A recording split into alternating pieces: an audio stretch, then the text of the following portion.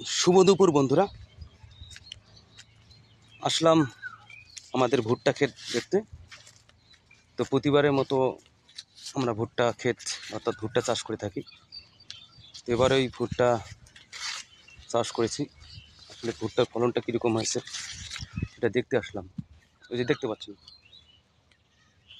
এটা আমাদের নিজস্ব ভুট্টা ক্ষেত। তো ভুট্টা ক্ষেত আমরা কম বেশি প্রতি বছরেই চাষাবাদ করে থাকি। তো ভুট্টা থেকে অনেকটা লাভবান হওয়া যায়। যারা বিশেষ করে গ্রামের লোক, কৃষকরা যারা আবাদ করেন, তারা কিন্তু জানেন যে আসলে ভুট্টা অনেকটা লাভজনক ব্যবসা। তো এখান থেকে লাভ আসে, তবে হ্যাঁ, একটু পরিশ্রম আছে, হালকা পরিশ্রম, একদম তেমনটা না যেমনটা তামাক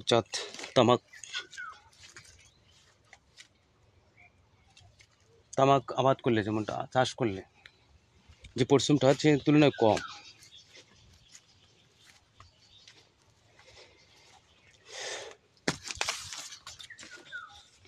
দেখতে পাচ্ছেন ভুট্টা ক্ষেত।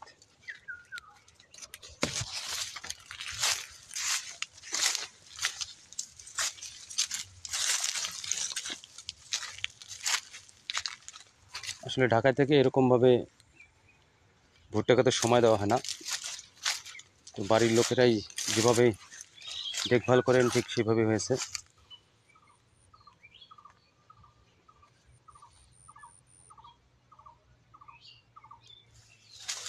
আমি দেখানোর চেষ্টা করতেছি। আসলে ভুট্টাটা তেমন ঠিক এখনো বড় হয়নি, আরও অনেক সময় লাগবে। তো ততক্ষণ অবধি আমাদের পরিচর্যা করতে হবে। আর ভুট্টা আমাদের বাসা থেকে একটু দূরে, সে কারণে ভুট্টা যখন পরিপূর্ণ হবে, অর্থাৎ পাক ধরবে, পেকে যাবে, তখন কিন্তু অনেক সময় আমাদের ভুট্টা ক্ষেত বাড়িতে পাহারা দিতে হয়, নয়তো ভুট্টা অনেকে ছিঁড়ে নিয়ে যায়, এমনটা কিন্তু ঘটে। তো এটার জন্য আমরা প্রস্তুত আছি।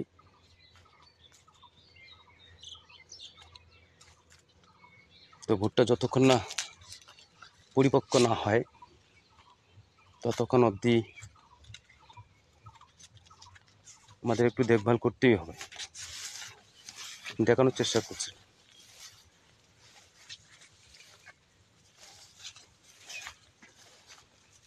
তো ভুট্টা কিন্তু এভাবেই সারিবদ্ধভাবেই রোপণ করতে হয়, বীজ রোপণ করতে হয়।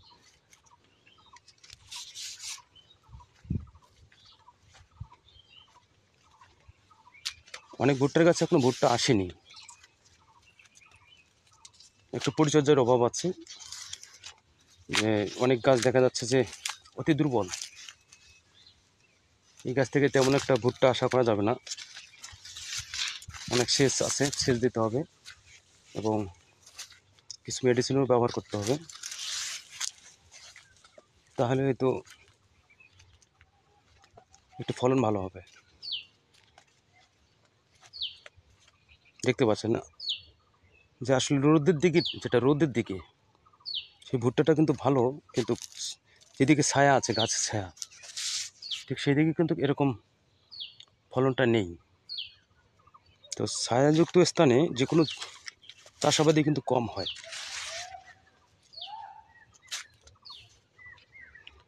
তো এই হচ্ছে আমাদের ভুট্টা ক্ষেত। তো আসলে যারা শহরে থাকেন তারা কিন্তু এরকমভাবে দেখার সুযোগ পায় না। তো আমি তাদেরকে দেখার জন্য একটু চেষ্টা করি সবসময়। তো সবাই ভালো থাকবেন, সুস্থ থাকবেন, সেই প্রত্যাশা করছি। Bye bye.